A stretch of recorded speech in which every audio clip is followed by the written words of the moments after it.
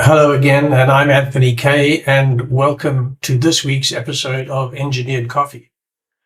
Today's episode is a little bit different. We're stepping away from pure engineering and into something that sits right alongside it in our industry, patents. Because patents are supposed to protect innovation, but sometimes they also create conflict, especially when theory and real-world engineering don't align. I want to walk you through a recent situation involving a patent claim, a warning letter, then an urgent application, and a fundamental disagreement of how materials actually behave. Around November last year, a company called Ox Barrier contacted one of our clients, the Coffee Jongens. They sent a warning letter claiming that the capsules being supplied were infringing their patent number being EP3145838. At the same time, they approached us directly with the question of whether we wanted to enter into a royalty agreement. So now we had two things happening at once: a claim of infringement and a commercial proposal, which is not uncommon in the patent world. What was this patent claim about? At the core of the claim was the lidding structure of a compostable capsule. Specifically, the argument focused on a weakened carrier layer in the lid structure, designed to control how the lid ruptures during brewing. In their patent, this weakening is achieved physically, for example, through laser perforation. The idea is straightforward: create a defined weak point so the lid breaks in a controlled manner or way under pressure. That's a valid engineering approach. So let me just tell you about ours. Our lidding structure is fundamentally different. We use a calendared PLA layer as part of the sealing interface. Calendaring is a mechanical process where the material is compressed and structured between rollers, if you can imagine something like quilting or pressing fabric. That's a good visual analogy. But here's the key point. Calendaring increases material strength and stability. It makes the material more uniform, easier to handle, and more consistent in production. It's not a weakening process. It is the opposite. The claim that we were presented with was based on a theory that if you strengthen material in one area, you must weaken it somewhere else. From an engineering standpoint, that is not the general rule. Material behavior is not always as you may imagine. You can improve strength, uniformity, and process stability without creating a defined or weak point elsewhere. In fact, in our case, there is no engineered break line in the sense described in their patent. The rupture behavior comes from pressure and the material properties as a whole, not from a deliberately weakened carrier layer. This is where things become interesting. In patents, it's common to see conceptual mechanisms, theoretical explanations, or assumed material behavior. But engineering is not based on theory alone. It's based on measurable properties, repeatability processes, and real-world performance. If a claim is made without how a material behaves, it needs to be supported by physical evidence, testing, or established material science.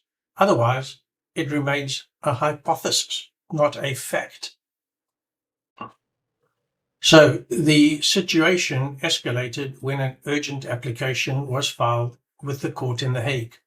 The argument was that the matter required immediate intervention. At the same time, the products in question had already been on the market for around 3 years. So naturally, the question becomes, what makes something urgent after several years? This became an important part of the context. At that point, we made a decision. At Eurocaps, we chose to join the proceedings as a co-defendant. And the reason was simple. If a claim like this succeeds against one client, it does not stop there. It creates a precedent. And that precedent can extend across other customers, other products, and potentially the wider market. So this wasn't just about one case. It was about protecting the technology, design approach, and by our, I'm referring to Capsulin Pro, our supply partner, who spent countless hours developing and testing the material, and just as importantly, our clients. So last Friday, the court in The Hague delivered its decision. We were awarded the win. I won't go into every legal detail here, but what matters is this.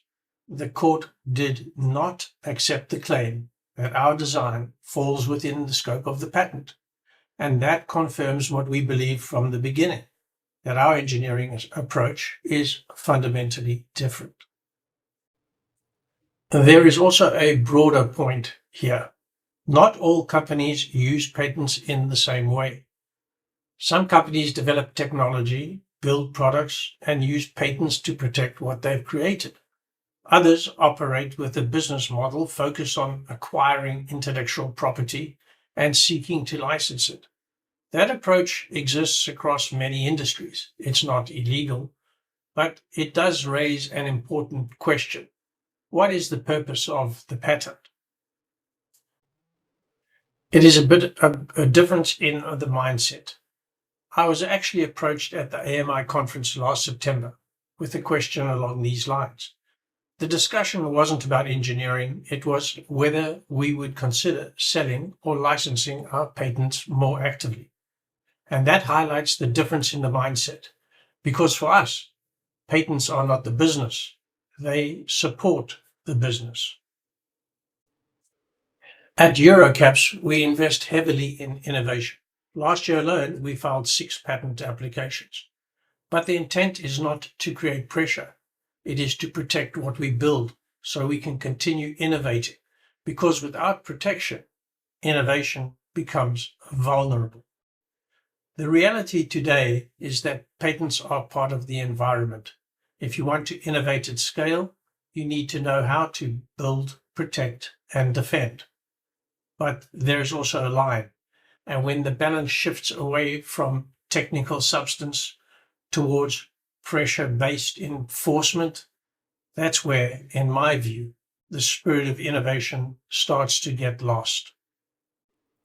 In the end, this wasn't just about winning a case. It was about standing behind a principle that engineering really matters, that materials behave according to physics, not assumptions, and that you've built something properly, you should be prepared to defend it, not just in deployment or development, not in just production, but if necessary, in court. I'll leave a link to the ruling below. This has been Engineered Coffee. Thanks for watching till the end, and if you liked this, then please subscribe and hit the like button. So until next time, it's Anthony K. Cheers.